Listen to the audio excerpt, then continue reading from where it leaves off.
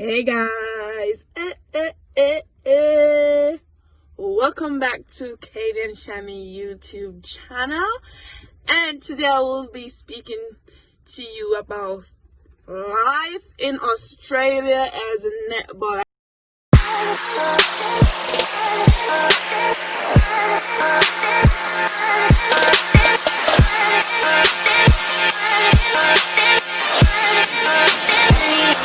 So, as you all know, my first trip to Australia was when I got my contract here and started living in Adelaide because now I play for the Adelaide Thunderbirds, and like I was so excited to come here and all of that. And like my first couple of months I was okay and I liked it, but as it got deeper in the year, I started to get homesick to a point where I started crying. Yes, I'm a crybaby. I cry for everything. Sorry. So yeah, I got homesick to a point where I started crying and all of that. I'm not a person that does well by myself in a house, so it's always good for me to be living with somebody. And I found it so hard to cope with myself when, like, you know, my other teammates are gone out on the road or going to do something. But it's like each time they invite me out, I wouldn't want to go. That's just me. I like to be by myself. So I lived with Beth, Kelly, and Layla, and they are great teammates. To be honest, love them, but like anytime they would invite me anywhere, I would say no, I'm not coming, because this is who I am. I like to stay by myself at times, like just in my room on my phone speaking to my family and all of that. So I got to a point where, oh my god guys, I was so depressed, like depressed to a point where crying and all of that, stressing myself, you know, like it was a bit hard to be away from family, and you know, they're not like a flight away, or it's like 3 flights away from home. Well, actually 4, and you know, when you think about how far it is, and you know, like I myself personally, I wouldn't wanna take up residency in Australia. Like, I do not want to spend my life here as a resident. I don't think I could survive, because first of all, it's too far, like too far from Jamaica, and I just don't like the culture. I mean, it's good here. It's good here at Thunderbirds and all of that. My teammates are great. Met some good people like Melody. Now, by the way, I'm living with Melody now. So instead of living with teammates this year, I chose to live with a family. So 2 parents and 2 kids. The youngest is 3, just turned 3, which is Leilani, my favorite. And the other one is Harvey. Harvey is 6 years old and is in grade year 1, and he's such a well-behaved kid, doesn't give trouble any at all. And then Leilani is just the Energizer Bunny. I love my little pumpkin so much. Yeah, so I chose to live with a family to feel like I have someone in my corner to lean on when I'm feeling down, stressed and all of that. And trust me, this family have been so like really good to me. Like, I feel at home, and being homesick is not as bad as when I was living with teammates last year. But I am loving it now. I'm feeling at home, because you know, sometimes when I'm when I get depressed here, you know, the kids come around and I feel so much better because there's actually persons to talk to, and like if I have any issues I could just go to my house mom Melody and say, hey Mel, whatever, and she will sit and listen to me and give me advice and all of that. So I really appreciate Melody, and I know she really loves me.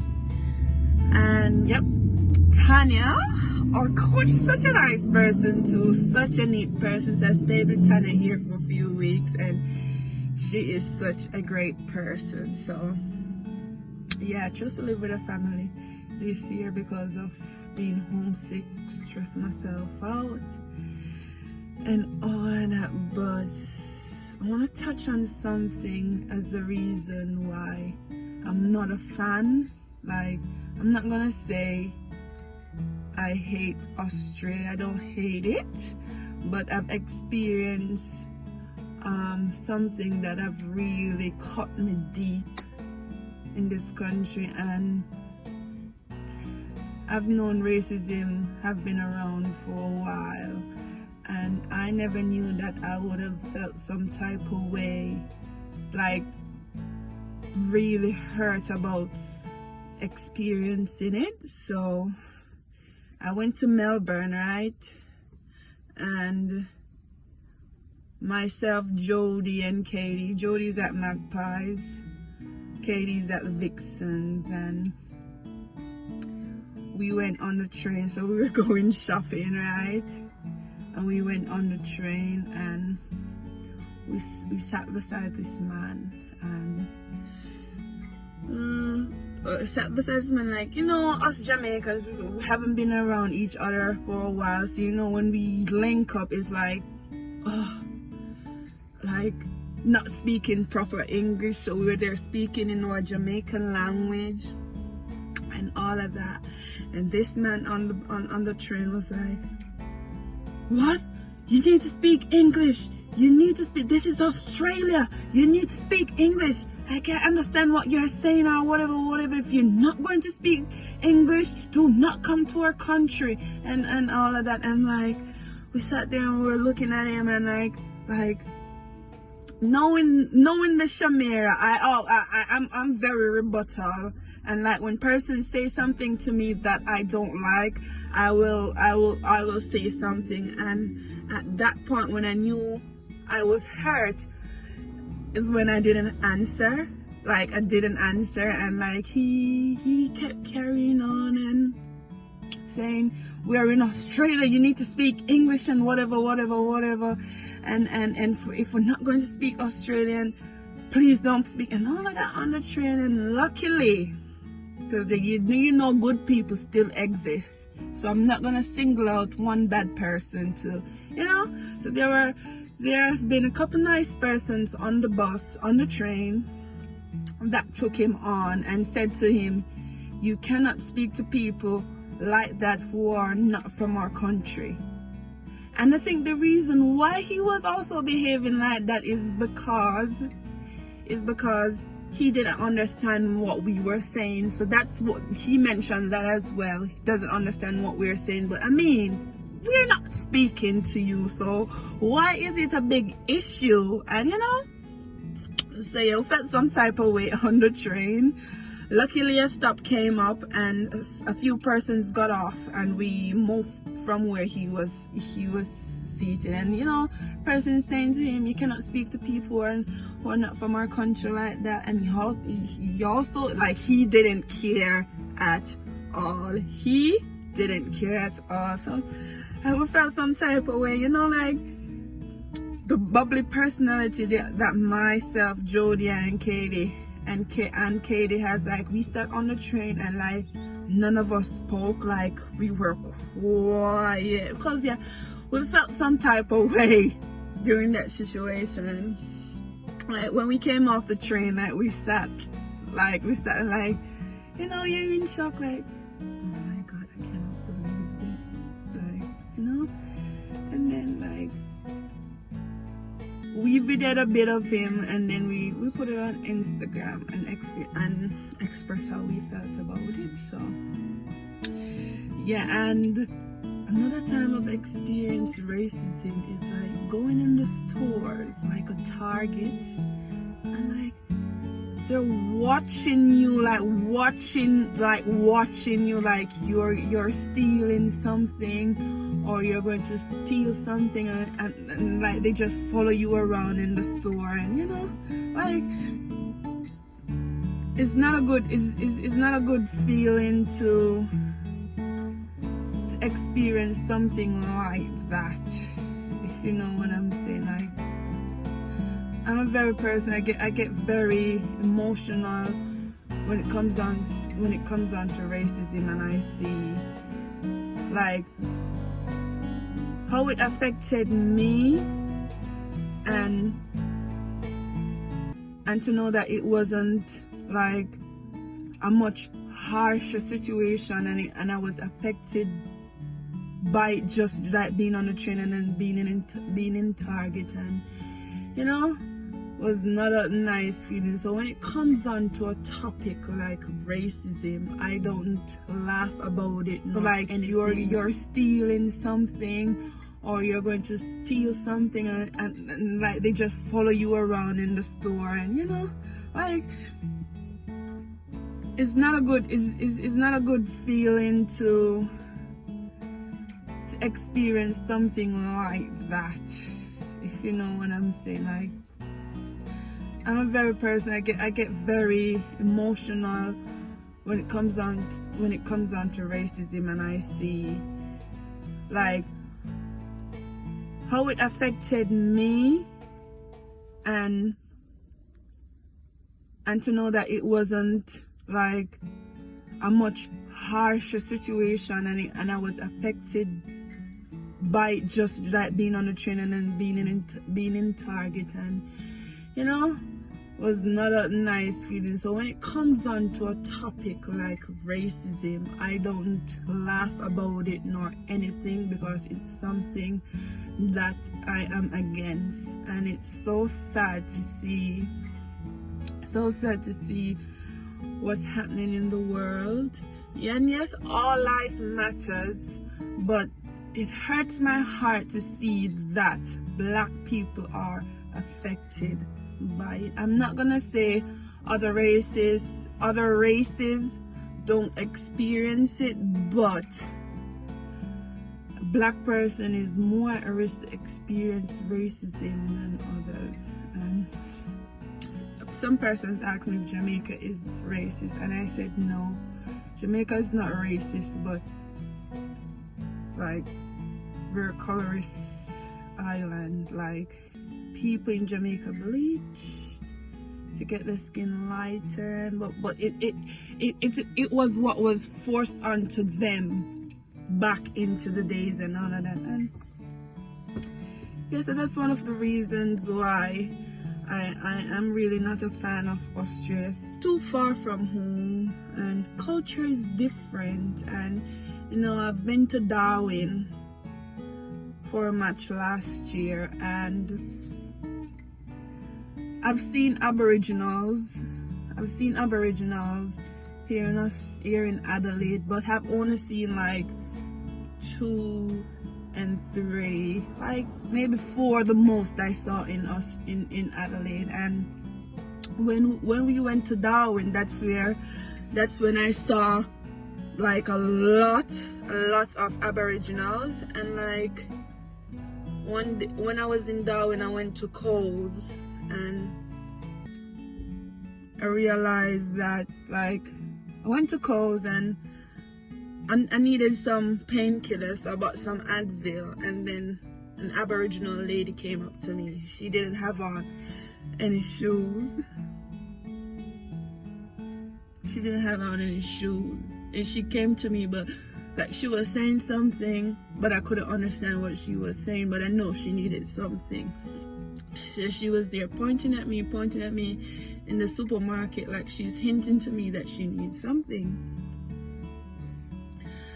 And like she went to the baby section and she took up some little baby stuff like lotion and soap, and she came to me like, no, I couldn't understand what she was saying, but I knew she needed me to pay for it. So I paid for it. I paid for it for her because she had on no shoes, so I know like she had no money or anything like that. She had on no shoes.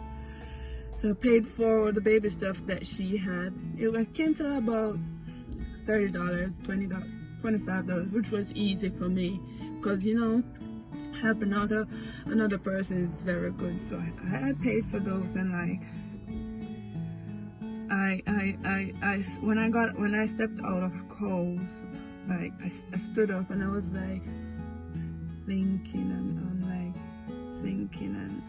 you know, until I told my Jamaican teammates who are here, because we're in a group together, so we discuss anything, and I told them my experience in Darwin with the Aboriginals. And then I went to this festival and I like saw a lot of them, like most of them had no shoes, most of them had no proper clothes. That's when I realized that most of them are like, you know, very poor. So like we were speaking about it in our Jamaican group with the girls here. They were telling me about the stolen generation. You know, me being so keen to know why is it that most of them are poor, I went on YouTube, and my friend told me to go to YouTube the stolen generation, and go YouTube the stolen generation, and I was there like going through it, and like it really pains my heart. I could not watch it anymore. I felt some type of way, like there are people like us. Why is it that most of them are poor? Why is it that most of them? That's one of the reasons why I'm really not a fan of Australia. It's too far from home, and culture is different. And you know, I've been to Darwin for a match last year, and I've seen Aboriginals here in Adelaide, but I've only seen like 2 and 3, like maybe 4 the most I saw in Adelaide. And when we went to Darwin, that's when I saw like a lot of Aboriginals. And like when I was in Darwin, I went to Kohl's, and I realized that like I went to Kohl's and I needed some painkillers. I bought some Advil, and then an Aboriginal lady came up to me. She didn't have on any shoes. And she came to me, but like she was saying something, but I couldn't understand what she was saying, but I know she needed something. So she was there pointing at me in the supermarket, like she's hinting to me that she needs something. And like she went to the baby section and she took up some little baby stuff like lotion and soap, and she came to me like, no, I couldn't understand what she was saying, but I knew she needed me to pay for it. So I paid for it. I paid for it for her because she had on no shoes, so I know like she had no money or anything like that. She had on no shoes. So I paid for the baby stuff that she had. It came to about $30, $20, $25, which was easy for me because, you know, helping out another person is very good. So I paid for those, and like when I stepped out of Kohl's, like I stood up and I was like thinking and you know, until I told my Jamaican teammates who are here, because we're in a group together, so we discuss anything, and I told them my experience in Darwin with the Aboriginals. And then I went to this festival and I like saw a lot of them, like most of them had no shoes, most of them had no proper clothes. That's when I realized that most of them are like, you know, very poor. So like we were speaking about it in our Jamaican group with the girls here, and they were telling me about the stolen generation. You know, me being so keen to know why is it that most of them are poor. I went on YouTube and my friend told me to go to YouTube the stolen generation and go YouTube the stolen generation, and I was there like going through it, and like it really pains my heart. I could not watch it anymore because I felt some type of way, like there are people like us, most of them can't find it to eat, and you know, really pains my heart. So one of the reasons here I don't like Darwin, because I don't like to see so many Aboriginal and even kids not having like proper clothes or shoes, or you know, so yeah, don't like it. Here in Adelaide there's not a lot of them here, but I've seen a few, and I don't know why they don't eat, like they don't have on any shoes or anything. It really pains my heart, it really pains my heart to see it like that, especially the children, like